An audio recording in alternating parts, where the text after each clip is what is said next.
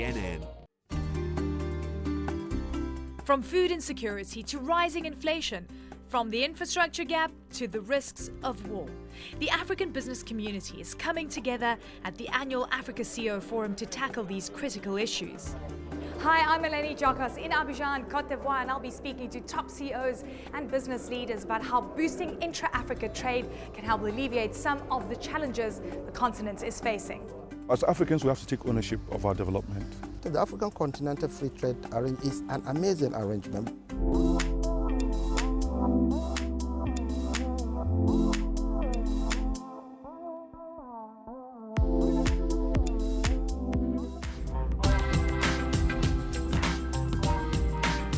Abidjan, the economic capital of Côte d'Ivoire in West Africa.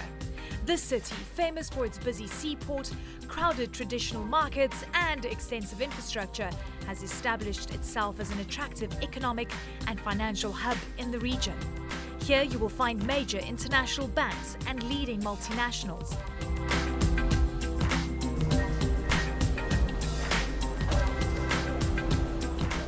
Today, Abidjan is a destination for thousands of African CEOs and entrepreneurs.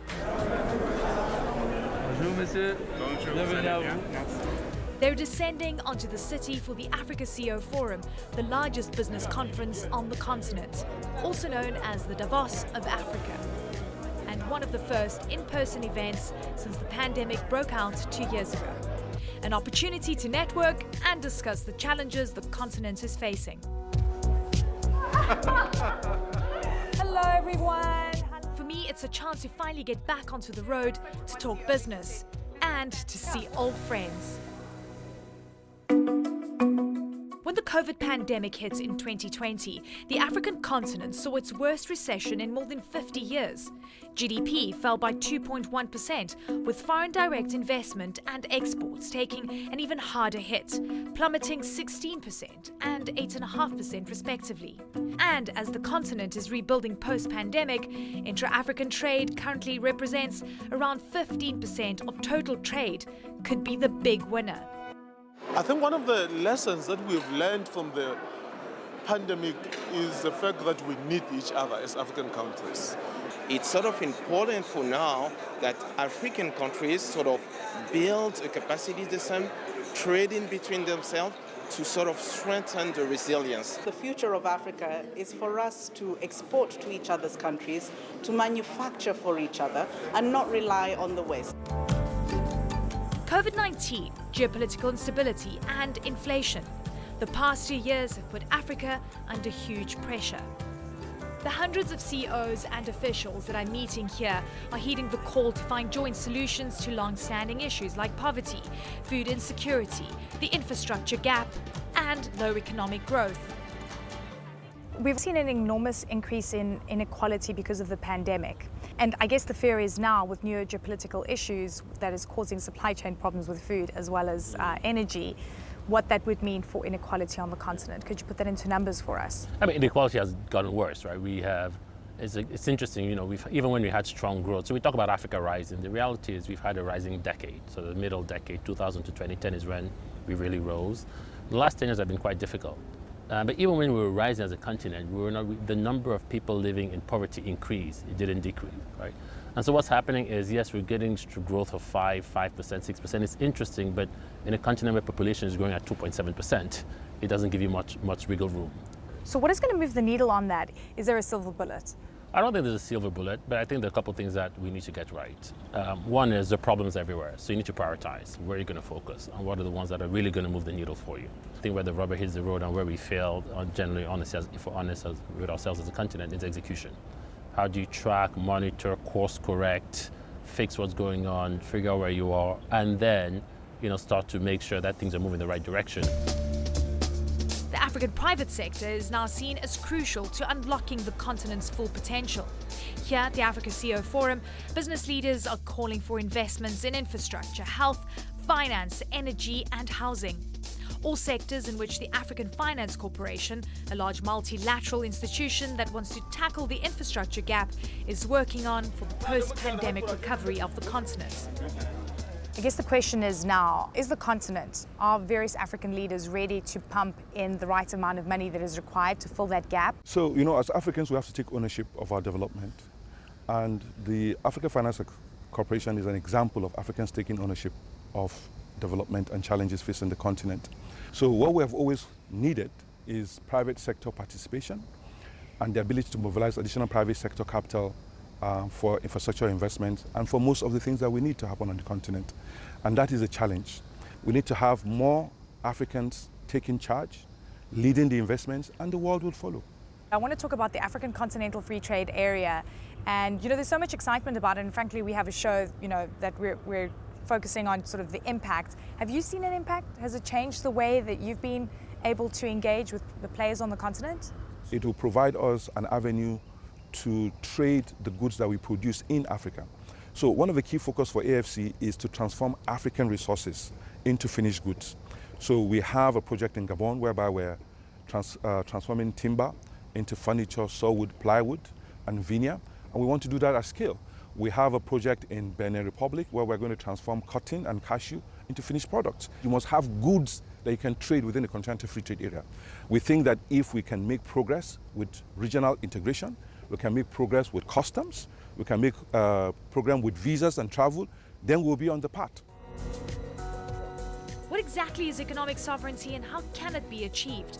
After the break, we discuss that with one of the continent's top industrialists.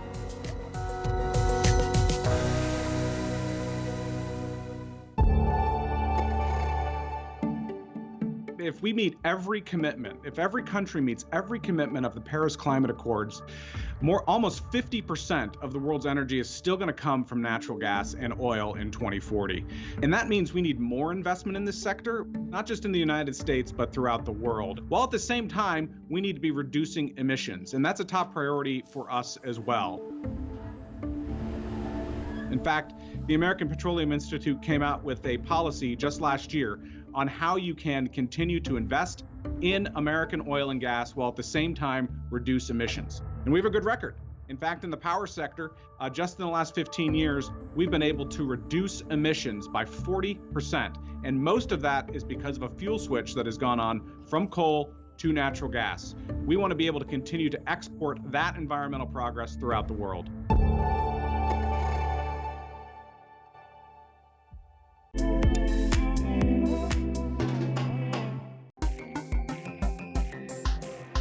Economic sovereignty, being more independent when it comes to producing more goods and services, has been widely discussed here at the Africa CEO Forum.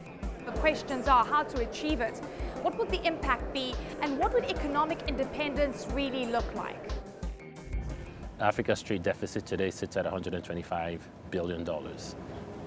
If you compare that to, it's sort of 4 times the deficit of Europe, it's 1.5 times the deficit of Asia. And what that means is we just import too many of our products, right? We import 99% of our vaccines, we import 60% of our pharmaceuticals products, we import 71% of the wheat we consume, right? And as such, we're overly dependent on other countries. Abdul Samad Rabiu is a billionaire industrialist at the helm of Boer Group, a Nigerian conglomerate in food processing and infrastructure. He believes that Africa can finally end its dependency on European and Asian countries. And he told me that the tool to gain economic sovereignty is the African Continental Free Trade Area. So, African Continental Free Trade Area, what has been in real terms, impact for your business since it went live? Have you had anything change? To be honest, yes, we have. The African Continental Free Trade Arrangement is an amazing arrangement. It needs to we need to all come together to ensure that it works for us to really, enjoy the benefits of the agreement. Of course, we also have challenges as far as infrastructure is concerned, because for the agreement to succeed, you need to also fix the infrastructure space.